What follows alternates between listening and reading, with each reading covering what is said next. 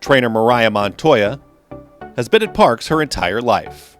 Her father, Dennis Heimer, was a top trainer at parks for many years. Oh, my dad was a leading trainer here for quite a few years. He died in '89. So I had started walking horses when I was like 7 years old. By the time I was 12, I was actually grooming horses in the summer and on the weekends, and actually running horses, which it's different now. I started galloping out in the field back there when I was 14.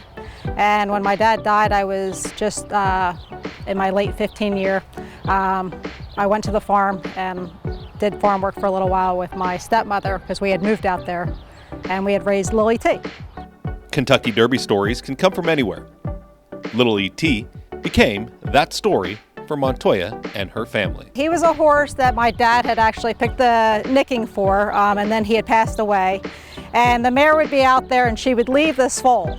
And he would stand out there screaming for her, and she wouldn't answer. So we always said it was right about when the E.T. movie came. Oh, Lil E.T. for Lil Stable is phoning home. So he ended up naming the horse Lil E.T.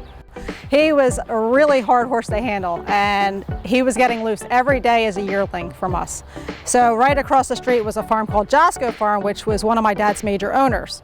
So they had a bunch of stud horses over there, and so they brought these big guys over and, oh, we're gonna show these girls how to handle this horse. Well, he continued to do the same thing, and he got loose every day until one day he got sick and was kept in the stall for a while, and he kind of changed his tune. Lil E.T. was a long shot in the 1992 Kentucky Derby, and he provided the thrill of a lifetime. I actually went to the grandstand with some of my high school friends, and we all bet on him, which was neat. And, I was able to say, I raised that horse. East Coast life has been Montoya's life, and as she grew up with racing, she chose to get into training.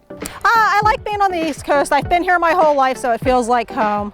I did do Ocala in the winters for a few years when we were first starting out. I actually started out, I bought two yearlings for $1,000 each off my dad's owner. Went to Florida, broke them, and I brought them up, and those were my guinea pigs. And we got lucky, they both won. One maiden special weight, and one for maiden 15. So I started out like that with my own, and then we had gotten on a streak where we won 7 in a row, and then I got a few owners. Working with babies that can become champions is a trait that trainer Marya Montoya continues to thrive with even to this day. I do like the babies because you can kind of put your own mark on them. They have no idea when they come here what they're supposed to do or what they're not supposed to do. So, if you want them to come up here and stand for 20 minutes, as far as they're concerned, that's normal. You get an older horse that's been rushed and, it runs off on and off the track, then you're trying to reprogram him. It's like having a dog that you got as a rescue. It's a project. What races does Montoya look at through her career?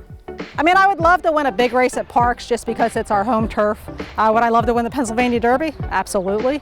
So I guess that would, in my opinion, it would be great to shoot for the stars for Kentucky, but being realistic, I would love to win a stake at Parks. We asked Montoya if she had any advice for young trainers getting into the sport. I would say, start at a farm, if you want, working with horses. That's what most people do. I had the show horse background also.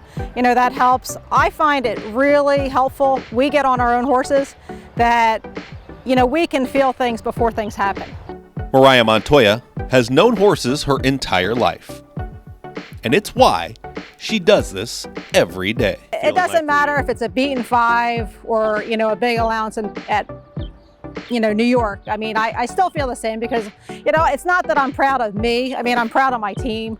It takes so much. It's the groom that spends an hour a day working on it, the exercise rider who puts the time into it, and the horse itself. That horse has to show up that day. Because as well as I do, you wake up some days and do you want to go to work? No, so they have days like that too.